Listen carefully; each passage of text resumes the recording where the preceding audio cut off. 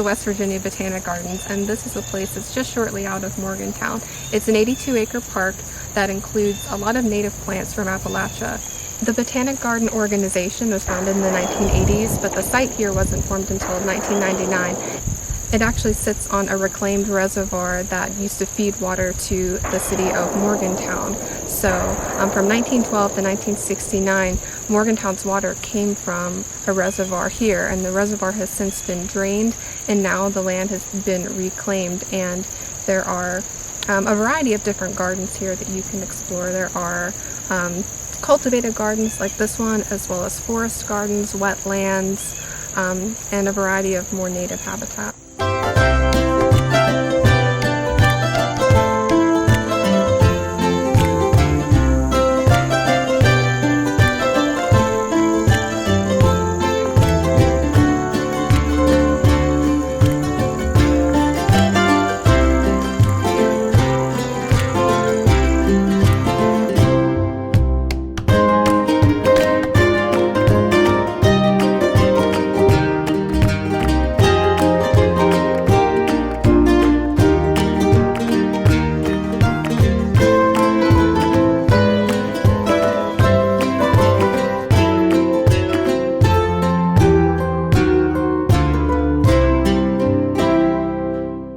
So we're here at the Wetland Garden. So although this garden doesn't have planted flowers that you would imagine a botanic garden would have, all of these plants that are native to Appalachia are part of the Botanic Garden. What these plants do is they help keep the wetland habitat healthy and are supporting a variety of wildlife. Birds, insects, and amphibians would live in the wetland.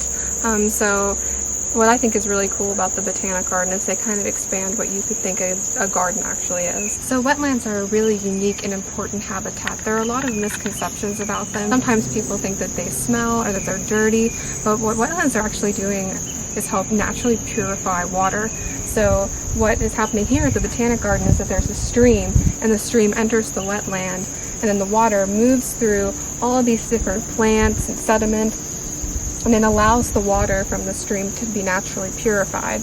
Wetlands provide a lot of habitat and food sources for birds, insects, and amphibians, so they're a really special place to have.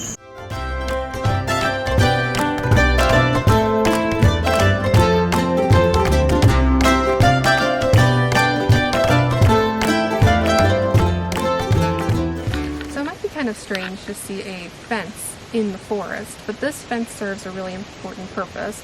This fence is called a deer exclosure. So deer are unfortunately becoming more overpopulated because of a lack of natural predators, and humans have encroached on their habitat. So deer eat a variety of plants in the understory, and sometimes they overgraze, and then those plants aren't able to grow. So the deer exclosure allows the plants to grow and flourish without the deer interfering with them.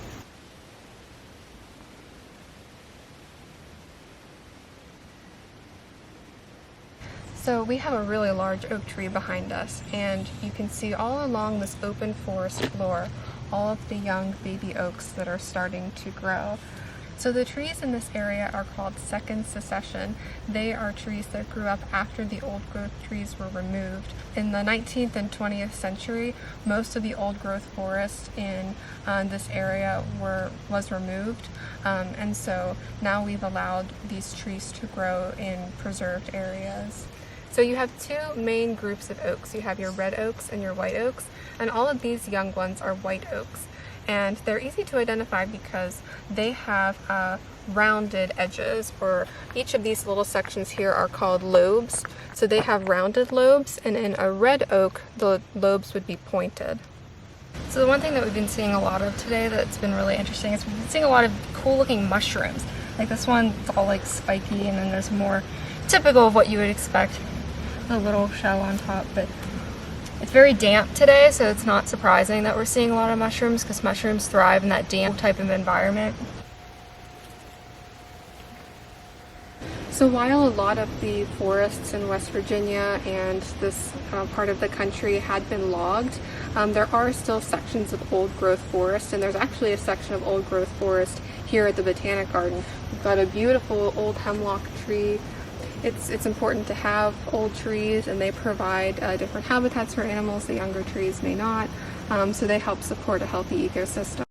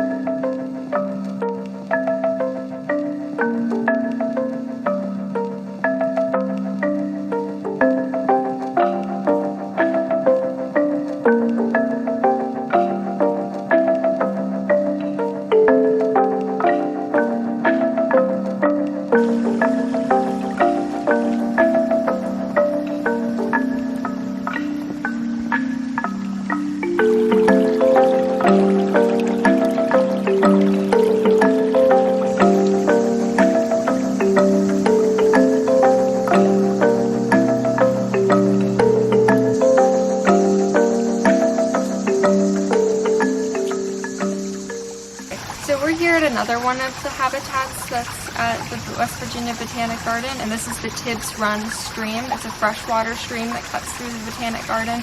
It's really interesting that streams can tell us a lot about the quality of the water and the ecosystem nearby.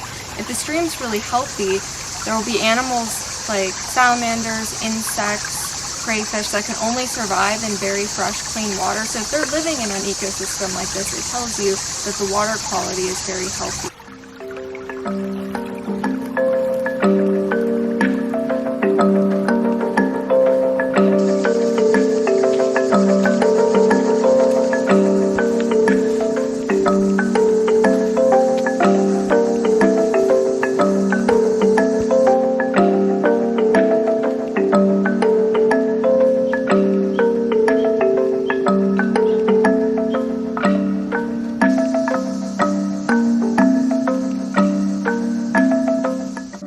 Along and I almost just walked into this spider web.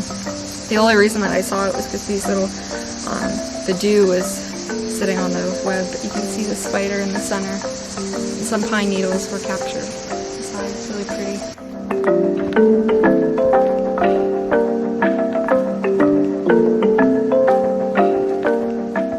We were walking.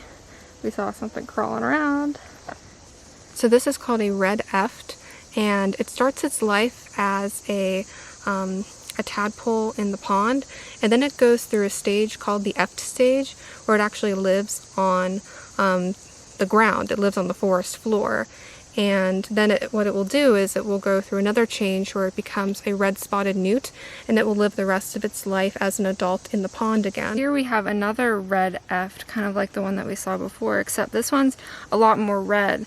And the redness is an indication of how young or how old the red eft is. And in this case, this little guy is much younger than the fellow that we saw earlier today. The really young ones are bright, bright red, kind of like the spots that are on its back.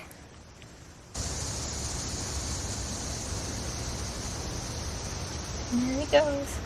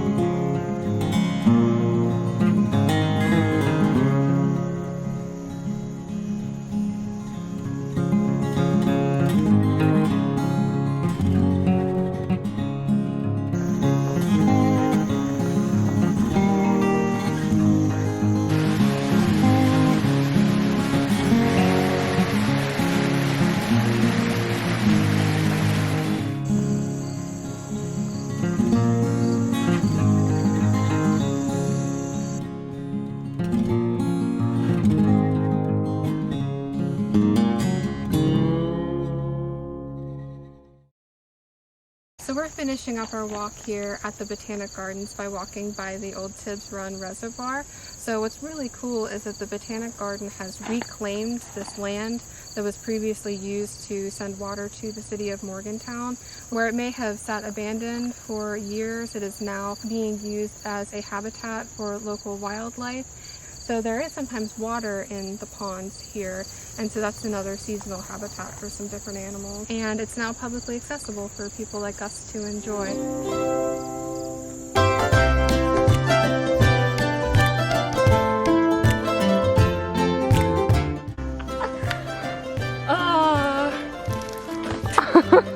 Careful. Okay, I will get in this thing. I don't know how. Okay. Okay, finally.